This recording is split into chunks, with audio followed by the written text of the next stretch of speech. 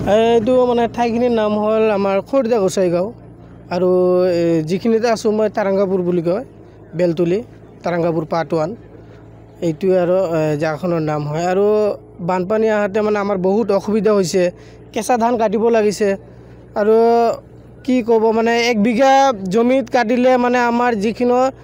ইৰি ধান হয় ইৰি ধান কাটিলে মানে 25 মন 30 মন এনেকুৱা হয় এতিয়া মানে কেঁচা ধান কাটিব লাগছে আপোনালোকে চাব পাৰে এইটো কেইটা ধান আছে 2টা 3টা আৰু বাকি ধান একদম মানে এইটোতো নাপাব এই পাতানি হয় এইটোতো নাই ইয়াতে মানে কিমান হ'ব 1 বিঘা কাটিলে আমাৰ 4 মন 5 মন ধান ওলাব আমি কামলাৰ পইচা দিব নোৱাৰিম এনেকুৱা হৈ গৈছে এতিয়া আমি কি কৰিম ক'ব নোৱাৰো ভালকে উপায় নাই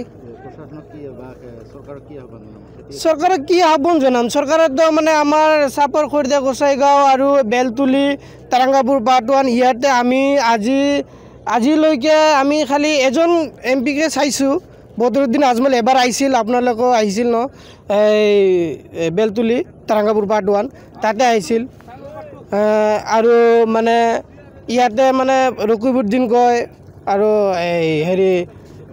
ইডিঅ'ৰ আৰু এজন এমপি আছে এমএলএ আছে হুদা শামছুল হুদাকতো আমি আজিলৈকে দেখাই নাই ইলেকশ্যনৰ টাইমতো আমি চাইছোঁ তাৰপিছতো আমি হুদাকো দেখা নাই আৰু ৰকিবউদ্দিনকতো আমি এইটোতো মানে ক'বই নোৱাৰোঁ এইটো কোন হয় বৰপেটাত থাকে না আমাৰ ধুবুৰী সাংসদ হয় সেইটো মানে অনেক মানুহে মানে গমে নাপায় ৰকিবুল কোন হয় অহা নাই চাপৰত এতিয়ালৈকে ৰকিবুল অহা নাই আমাৰ এইপিনে চোৱাও নাই এতিয়া বানপানী আহিছে